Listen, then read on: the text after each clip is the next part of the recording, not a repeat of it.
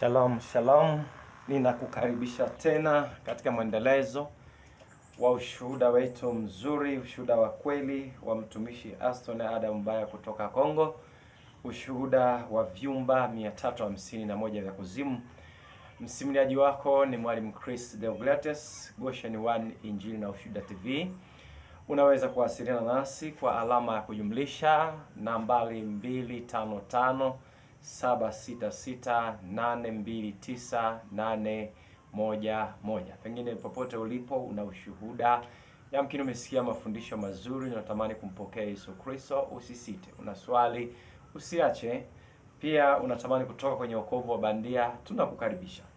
Basi leo tunaendelea na sehemu ya 3 ya ushuhuda wetu, na katika sehemu ya 3 tutaangalia kuhusu mapokezi katika vyumba 351 vya kuzimu. Karibu. Katika Yohana 3 sura ya 10 mstari wa 16, Biblia inasema, kwa maana jinsi hii Mungu aliupenda ulimwengu hata akamtoa mwanawe pekee, ili kila mtu amwaminie asipotee, bali awe na uzima wa milele. Ndugu, mali, pesa, mali za dunia hazitakuokoa. Bwana alisema, vivutio, burudani, anasa za ulimwengu huu zinawapofusha watu wa ulimwengu huu kuhusu uhalisi wa maisha baada ya kifo. Lakini wanadamu lazima waelewe kwamba ikiwa unyakuo utachelewa, kifo kitakuja kama mwizi katika maisha yao. Mpendwa, Bwana alinitembelea na kunionyesha ukweli wa maisha baada ya kifo. Bwana alisema, ninakuonesha hili kwa sababu ninataka uende ulimwenguni na kuwaambia ulimwengu ukweli wa maisha baada ya kifo. Uzima na kuzimu utaziona hapa, ili wajue kuwa kuna maisha baada ya kifo. Nataka watu wanaofurahia maisha wajue kwamba Jahannam ni halisi na ipo, na kwamba baada ya kifo kuna maisha mengine yanayowangoja wanadamu, ambayo ama ni makao ya wafu, ambayo ni uharibifu, au ufalme wa mbinguni. Ndugu, nimepokea agizo hili kutoka kwa Bwana la kushuhudia ukweli kuhusu maisha baada ya kifo na ukweli wa kuzimu. Nilipokuja kwa Bwana Yesu kwa mara tu baada ya kuongoka kwangu, Bwana alianza kuzungumza nami na kunionya kwamba atanipeleka nje ya mwili ili nione ukweli wa maisha baada ya kifo, ili niweze kuwaonya wanadamu. Miaka mingi baada ya ahadi hii, nilikuwa nikiomba usiku. Siku moja nikiendelea kusali, nilihisi chumba changu kilimulikwa na mwanga mkali. Nilipohisi mwanga huu mkali, niliamua kufumbua macho kuangalia nini kilikuwa kinatokea. Kipindi nilipofungua macho kuangalia mwanga, nilianguka sakafuni. Nilikuwa sakafuni niliposikia sauti yenye nguvu ya Bwana ikizungumza nami. Bwana aliniambia, Aston, mimi ni Bwana Yesu Kristo, Bwana wako. Nimekuchagua wewe kwa kuwa nataka kukutoa nje ya mwili ili uone hali halisi ya kuzimu, ili uwaonye wanadamu. Kisha nikamsikia Bwana akiniambia nisimame kutoka sakafuni. Niliposimama niligundua kuwa mwili wangu ulikuwa bado umelala chini. Na ukweli ni kwamba roho yangu ndio iliyokuwa imesimama. Nilipouacha mwili wangu, niliwaona watu ambao nao walikuwa wamelala chumbani kwangu. Nilitaka kuwaamsha, lakini nilipojaribu kufanya hivyo, nikaona siwezi kuwagusa kwa maana sikuwa katika mwili tena. Haraka nilitoka nje ya chumba changu na nikaenda mtaani. Nilipofika mtaani, nikaona kuna watu wengi sana wanashangaa na kulia. Nikajiuliza, niliona watu hawa wakilia na kusema, hatujafa, tuko hai. Kwa nini watu wanalia kwa ajili yetu? Ndugu wapendwa, wao walikuwa wakiwalilia tangu walipokuwa wamekufa.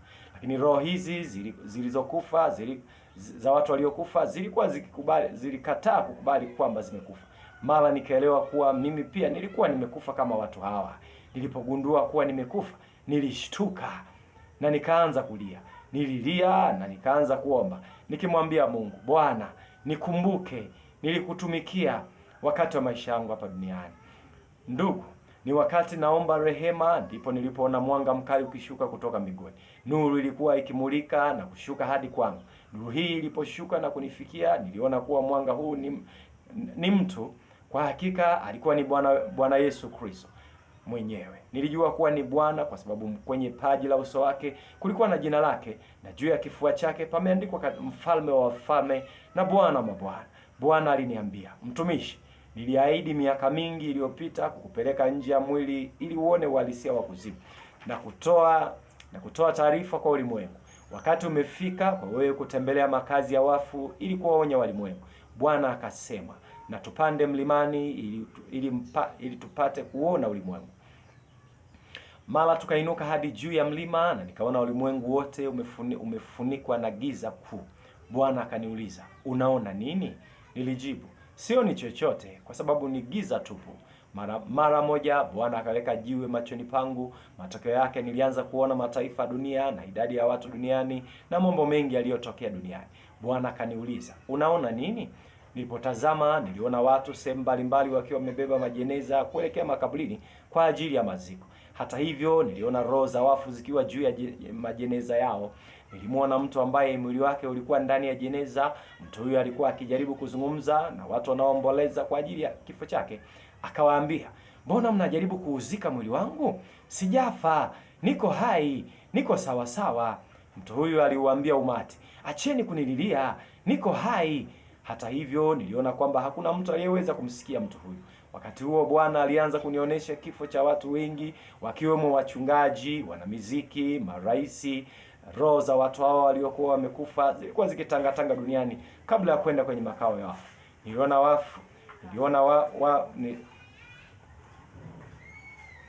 wafu watu wakifa kwa kuzama kwenye nyumba zao.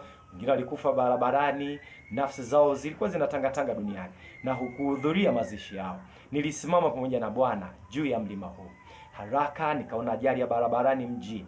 Baadaye nilikuja kuelewa kwamba ajali ya barabarani niliyokuwa naishuhudia tayari ilikuwa imetokea muda si mrefu uliopita katika jiji letu. Watu wengi walikufa katika ajali hiyo, lakini Bwana alitaka nione nini kilikuwa kimetokea baada ya ajali hii ya barabarani. Niliona kwamba baada ya ajali abiria wengi walikuwa wamekufa. Nilipotazama tena nikaona roho za abiria hawa zimesimama karibu na basi lililopata ajali.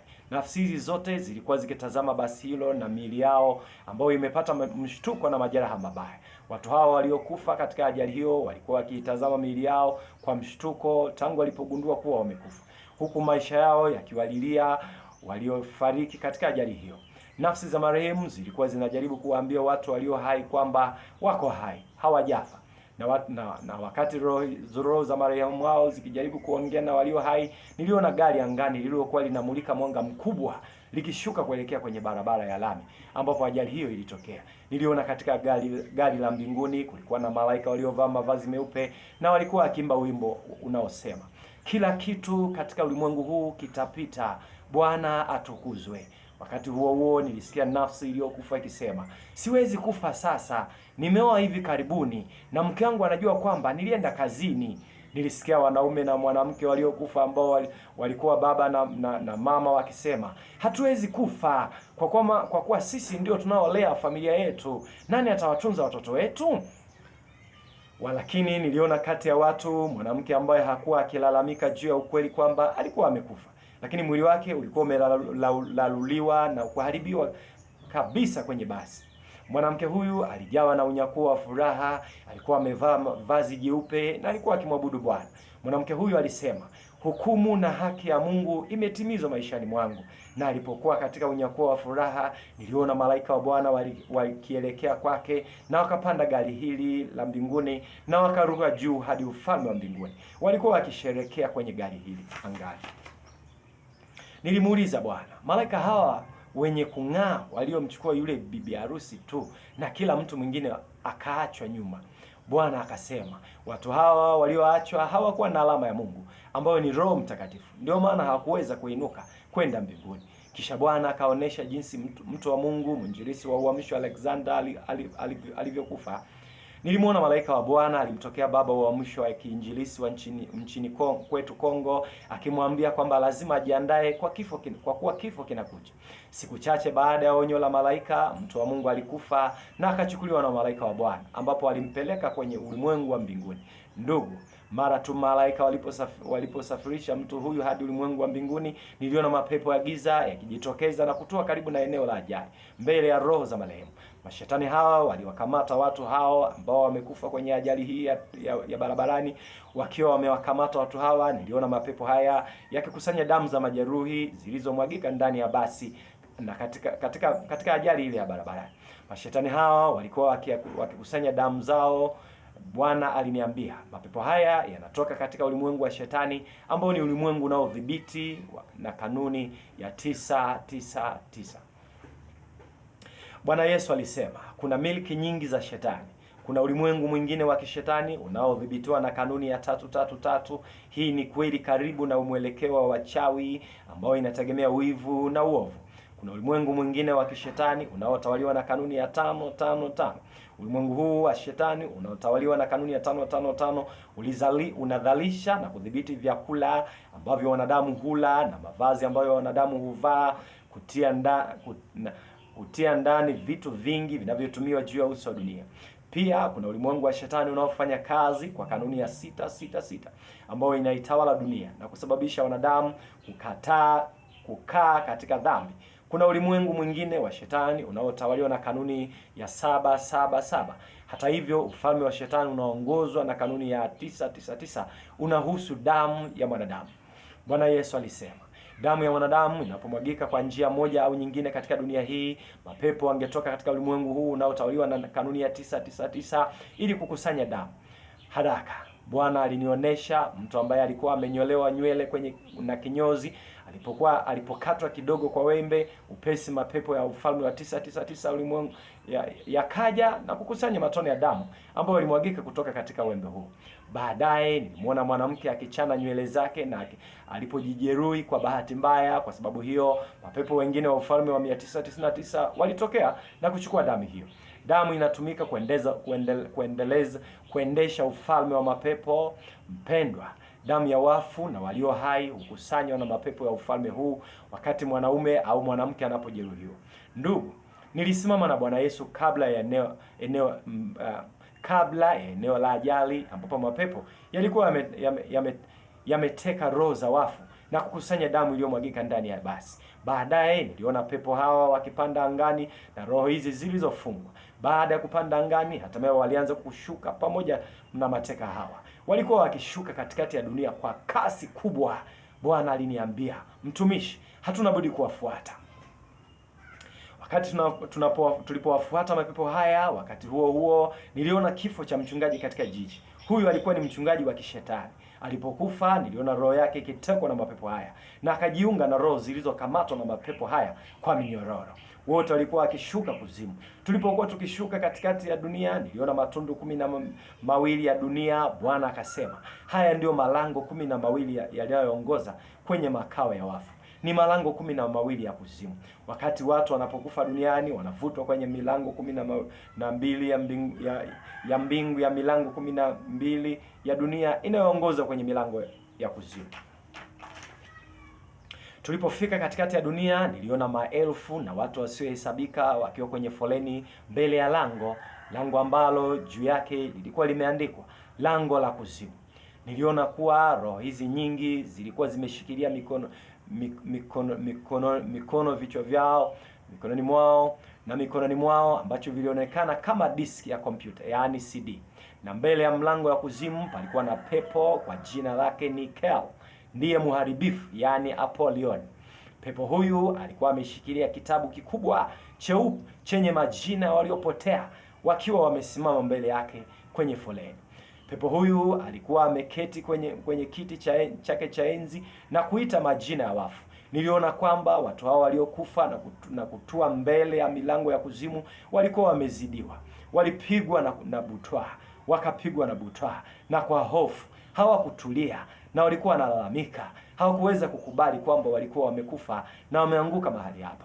Watu hawa ambao walishangazwa na kifo wangeweza kukumbuka wapendwa wao, ndugu zao wa familia, watu wa nyumbani mwao na watoto wao na maisha ya duniani. Hawakuweza kukubali kwamba wamekufa na kutengwa na wapendwa wao. Ndugu, kule kuzimu utamkumbuka mkeo, utamkumbuka mumeo, utakumbuka familia yako na utakumbuka marafiki zako. Niliona kwamba kila pepo huyu alipoita jina la roho ya kwenye foleni, diski hiyo ilichukuliwa katika mkono wa huyo mtu mhusika na maisha yake yalionyeshwa kwenye skrini kubwa. Bwana akasema, hii CD unayoiona mikononi mwa roho za marehemu hawa inaitwa agano la kuwepo kabla ya kuzaliwa kwa mwanadamu duniani. Mungu anazipa roho za wanadamu agano hili la kuwepo, na anaziagiza nafsi zote zinazokuja duniani kushika sheria yake, kwa maana matendo yao yote yataandikwa na kurekodiwa katika agano la kuwepo. Ni ushuhuda huu wa kuwepo unaoruhusu ulimwengu wa shetani kutangaza maisha ya matendo ya watu kwenye screen. Mpendwa, kati ya watu wenye walioko kwenye foleni, nilimuona mtoto wa miaka 9. Alikuwa akilia na kusema, mimi ni mtoto, sitakiwi kuwa hapa. Mtoto alikuwa akilia majina akitaja majina ya wazazi wake. Haraka pepo alichukua diski au CD kutoka katika mkono wake na maisha yake yakaanza kuoneshwa. Nilitazama kwenye screen maisha yake alipokuwa duniani. Niliona eneo ambalo mama yake alimwagiza kufanya usafi mahali hapo. Alikuwa amemaliza kula, lakini mtoto alikataa na kwenda kucheza. Alipoenda kukojoa baada ya kucheza, ndipo alipoteleza bafuni na kuanguka. Alilazwa hospitali na akafia hospitalini. Bwana hakuweza kuipokea roho ya mtoto yule mbinguni na akaanguka mahali hapa pa mateso. Baada ya pepo huyu kutangaza maisha ya mtoto huyu kwenye skrini, aliitupa roho yake kuzimu. Kisha nikamwona mwanamke kutoka katika mji wetu. Alikuwa Mkristo na aliendelea kujiambia, sipaswi kuwa hapa, mimi ni Mkristo, ninaenda kanisani, nilijaribu sana kumcha Bwana. Siku zote mimi najaribu kumpendeza Bwana, kwa nini niko hapa? Kisha pepo alichukua CD yake na kuangaza maisha yake. Wakati maisha yake alipooneshwa kwenye skrini, niliona tukio ambalo alikuwa akipika, lakini alikuwa na shida na sufuria yake na mkaa. Kwa vile jirani yake ambaye alikuwa ni rafiki yake alitoka nje na kuacha sufuria yake na mkaa wake ukichemsha chakula chake, bibi huyu aliendelea kutumia jiko la makaa ya rafiki yake. Alienda kuchukua chombo hicho na mkaa wake na kuvitumia bila ruhusa. Alifanya kila kitu nyuma ya mgongo wa rafiki yake. Alifikiri halikuwa jambo kubwa kwa vile alitumia mali ya mtu bila kuomba ruhusa ya mwenye nyumba. Shtaka lilibuliwa dhidi yake kwa sababu alitumia mali ya mtu bila kuomba idhini na ruhusa. Kwa kweli nilimwona rafiki yake akiitwa pembeni yake na ilisikika sauti ya shutuma dhidi ya mwanamke huyu ambaye alishtuka kuwa kitendo hiki kilimpelekea mahali hapa. Mwanamke huyu aliuliza, nimefanya kosa gani? Pepo wa kuzimu akamwambia, mwanamke, ulitumia mali ya mtu bila kuomba ruhusa. Ni kinyume cha sheria. Ungeomba hata kama alikuwa rafiki yako. Milango ya kuzimu ikafunguliwa na yule mwanamke akatupwa kwenye moto. Kisha nikaona mtu ambaye pia alihukumiwa kwa kutumia sabuni ya jirani yake bila ruhusa. Mwanaume huyo alifikiri haikuwa jambo kubwa, ni sabuni tu. Alishindwa kutambua kuwa kulikuwa na roho ya mashtaka katika maisha baadaye. Na ndugu wengine wengi walihukumiwa kwa kutumia vitu vya jirani zao bila kuuliza wala kuomba. Matokeo yake kulikuwa na mashtaka na wakahukumiwa. Watu hawa wote kwenye foleni walilazimishwa kuingia ndani ya milango ya kuzimu. Ndugu, kila mwanadamu anaishi duniani ana agano lake la kuwepo, ambapo matendo yake yote yanaandikwa, na tunapokufa maisha yetu yanaonyeshwa kwenye skrini kubwa kutokana na agano la kuwepo kwetu. Tulipoingia kwenye malango ya kuzimu, ndugu, niliona moto mkubwa, na maanisha niliona volcano na moto mkubwa. Hakika wakati watu wanaingia kwenye milango ya kuzimu, niliona kwamba walikuwa wakianguka kwenye bahari ya lava ndani ya volcano hii. Nilimuuliza Bwana kuhusu mahali hapa. Bwana akaniambia, huku ndiko kupokelewa kwa kuzimu. Ndugu, mahali hapa palikuwa na volcano kubwa na lava kubwa inayochemka na kububujika kwa joto la juu. Na kulikuwa na maelfu ya watu wengi ndani ya lava ya volcano hii kubwa. Niliona roho nyingi ndani ya lava ya volcano hii kubwa. Usiende kuzimu mpendwa. Niliona watu wameungua kabisa. Walikuwa mifupa na minyoo ilikuwa juu ya miili yao. Bwana alisema, watu wanapoanguka katika kuzimu, kwanza huanguka katika mahali hapa kabla ya kusafirishwa hadi kwenye vyumba vyao vya husika na vya kuzimu. Na kuna vyumba 351 vya kuzimu. Nafsi hizi zilikuwa zinalia na kusaga meno mahali hapa. Mateso yalikuwa zaidi ya mawazo, zaidi tunavyoweza kufikiri, na giza lilikuwa nene kweli kweli. Sasa tunaangalia mabasi ya moto kutoka duniani.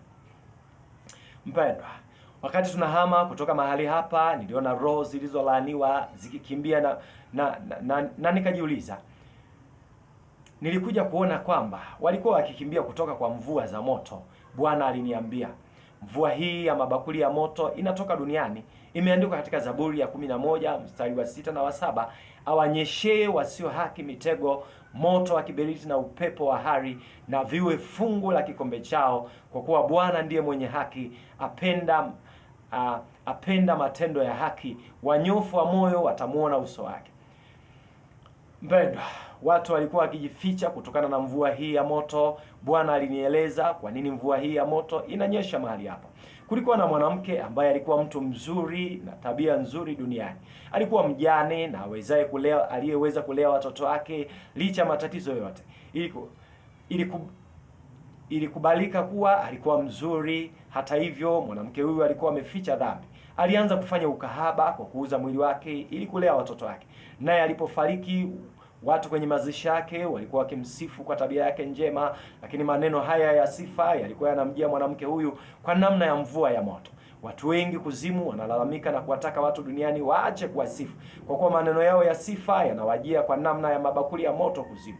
Miongoni mwa watu hao walikuwa wakiteseka kwa mvua ya moto ni waimbaji wa nyimbo za Injili walioisifiwa sana na kupongezwa sana na watu duniani.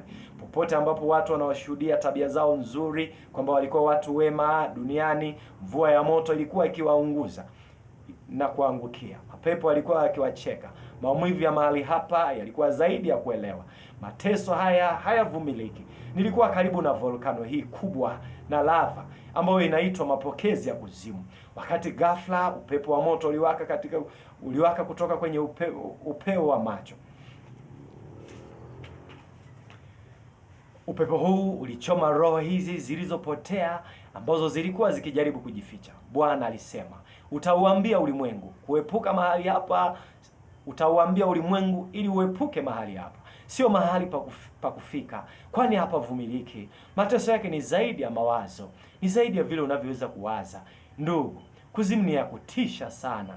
Utaungua lakini hakuna ukombozi, kwani mwali wa moto ungekuwa sehemu ya uwepo wako. Kulikuwa na upepo huu wa moto unaowaka na kuteketeza roho zilizopotea mahali hapa. Na wakati upepo ulipokuwa ukivuma, niliona kwamba sura ilikuwa ikidhibiti na kuendesha upepo huu wa moto. Niliona utambulisho huu wa kibinadamu ukiibuka nyuma ya upepo huu wa moto. Niliweza kusoma kwenye paji la uso wake maandishi yaliyosomeka, Bwana wa uovu. Nikamuuliza, Bwana, ni nani huyu ajaye katika upepo wa moto? Bwana akasema, huyu ni Ibilisi, adui wa Mungu na wanadamu. Nilimwona shetani akiongea na mapepo yaliyokuwa yakicheka na kuzidhihaki roho za wanadamu zilizokuwa zikianguka kwenye upepo wa moto huu. Ibilisi aliwaambia mapepo wake, watumishi wangu, tazameni, mtu huyu anayeitwa sura ya Mungu. Watu hao waliumbwa kwa sura na mfano wa Mungu, lakini angalia walivyokuwa tangu sasa. Wanaonekana ni mifupa, wanaonekana kama maiti zilizooza, zimefunikwa na minyoo. Naam, waliumbwa kwa sura na mfano wa Mungu.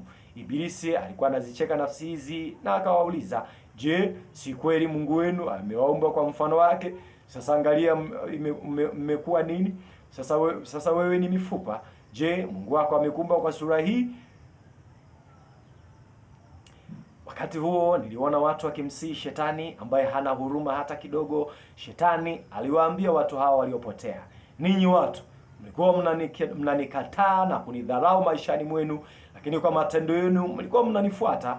Kwa kuwa mnafanya amri yangu, ingawa mlinichukia, hamkufuata kamwe njia za Mungu mlidai kuwa mnampenda na kumfuata. Maisha yenu yote mlidai kuwa mnampenda Mungu na mnaishi maisha yenu kwa kufuata amri zake badala ya mapenzi ya Mungu wenu, na kufuata amri zangu badala ya mapenzi ya Mungu wenu. Hata hivyo unadai kumpenda na kunikataa. Huwezi kumpenda Mungu na kutembea katika njia zangu. Ikiwa unampenda Mungu kweli, ungefanya mapenzi yake na kutii amri yake. Unampenda Mungu, unafanya agizo lake na kutembea katika njia yake. Lakini unafanya mapenzi yangu maisha yako yote, halafu unasema unampenda Mungu. Wakati huo niliona roho zilizopotea zikimwambia Shetani, hatukukukataa kamwe, hatukuwahi kukudharau, tunakusifu. Ndugu, Niliona roho hizi zilizopotea zikimsifu shetani ili labda zipate rehema zake. Hata hivyo, Ibilisi asiye na huruma aliwaambia watu hao waliopotea, furahini, kwa maana huu ndio ufalme wenu milele, hata milele, kwa kuwa mlichagua kuishi kwa kufanya mapenzi yangu. Haya ndio mapenzi yenu na ufalme wenu milele. Kisha roho hizi zilizochukuliwa kutoka kwa mapokezi ya kuzimu, ambayo ilikuwa volkano, hadi kwenye vyumba vyao, ndani ya vyumba vyao vya moto, vyumba 51 vya kuzimu. Mpendwa, huu ndio ni sehemu ya 3 ya ushuhuda wa kweli, ushuhuda wa vyumba 351 vya kuzimu, ushuhuda wa mtumishi Aston Adam Mbaya kutoka Kongo, ushuhuda uliobadilisha maisha wengi, ushuhuda ambao tunasi kila ambaye anajidhania kuwa ni Mkristo anatakiwa kuusikiliza. Katika sehemu ya kwanza ya ushuhuda, Bwana Yesu anamwambia mtumishi wake, nimekuonesha kuzimu ili ukauambie ulimwengu kwamba baada ya kifo kuna sehemu 2 tu, aidha paradiso ya mbingu au kuzimu. Ziko imani za ajabu duniani zimedanganya wanadamu ya kwamba wanadamu akifa kuna njia ya kati, yaani wao wamebuni panaitwa toharani. Pendwa, naomba ninakusia hata kwa machozi yakinitiririka, hakuna kitu kinaitwa toharani. Njia ni 2 tu. Njia yako ni moja, aidha ni paradiso ya Mungu ikiwa utakufa ndani ya neema ya wokovu. Tena sio neema wokovu wa bandia. Wokovu kuna vaa mawigi, wokovu wa kuvaa mabandia, mabangili, wokovu wa kuvaa tetema, wokovu wa mwanamke kuvaa suruali, wokovu uko chini ya kanisa, mchungaji ni mwanamke, wokovu wa ubatizo wa visima, ubatizo wa utatu, wokovu na sherekea Krismasi.